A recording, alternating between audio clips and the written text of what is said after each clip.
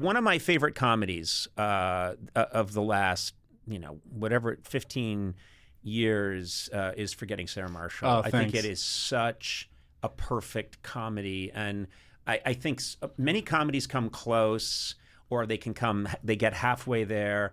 That is so sweet and so nice and so funny every time I watch it. Oh, thank you. And so my wife and I, that's one of our, if that movie's on, we are watching it. Cool. And I like seeing you naked. Yes.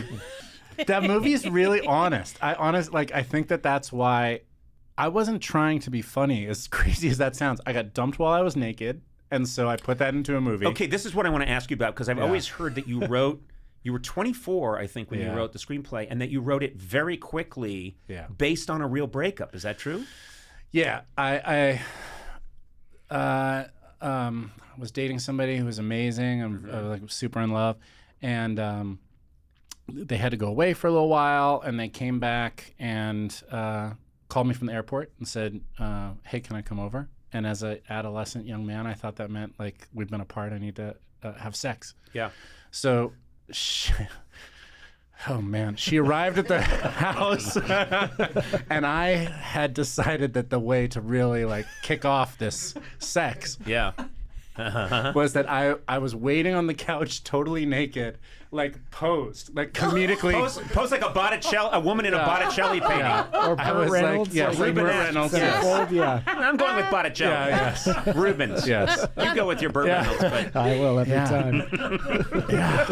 I can I'm remembering it viscerally now, because so she walked in, and there I am laying, and I said, "I've got a surprise for you."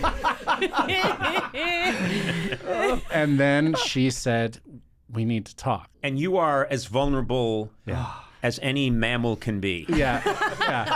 And I'm fairly confident that it's not the end of the sentence is, "We need to talk. This sex is going to be wonderful." Yeah. Right. And so this breakup starts, and I'm naked, and the whole time I think this is maybe the problem.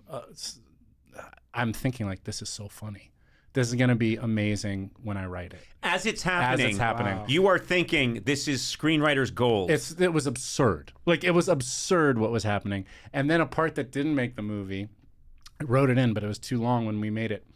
I stopped in the breakup, and I said, "I need to put on clothes." And she said, "Okay." And so I went into my bedroom, and then I spent 25 minutes picking out an outfit. The breakup outfit. Yes. I'm taking shirts off and throwing them on the ground, then trying pants on that don't quite fit right. It comes out in a tux. I came out 6 times in different out. It was Pretty Woman. I came out in a button-up blue shirt and khaki pants. Oh, Blockbuster. And then I said, "I'm wearing your favorite outfit." Oh. Yeah. Body blow after body blow. Yeah. Man. And so there was that. And then simultaneously, during that period, I am admittedly a weird dude, and I've loved puppets since I was young. And I was writing a Dracula puppet musical to be this will show them. Right. I remember going over, I finished my first draft of this Dracula puppet musical. I recorded all the music by myself in my apartment. I was sure it was really special. And I called Judd Apatow, and I said, "I have to show you something." And I went to his house. And naked.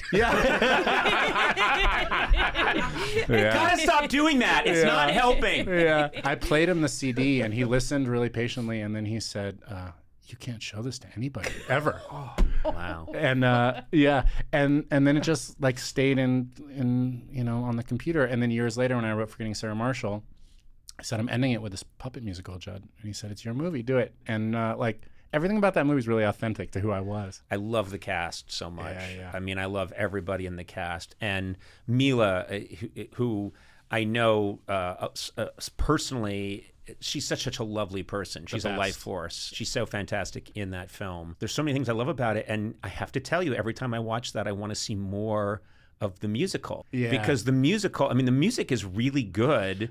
And I always want to see more of the Dracula puppet movie and Van Helsing. And the whole thing is really fun. I had a plan recently. Remember when Lin-Manuel Miranda released the making of Hamilton?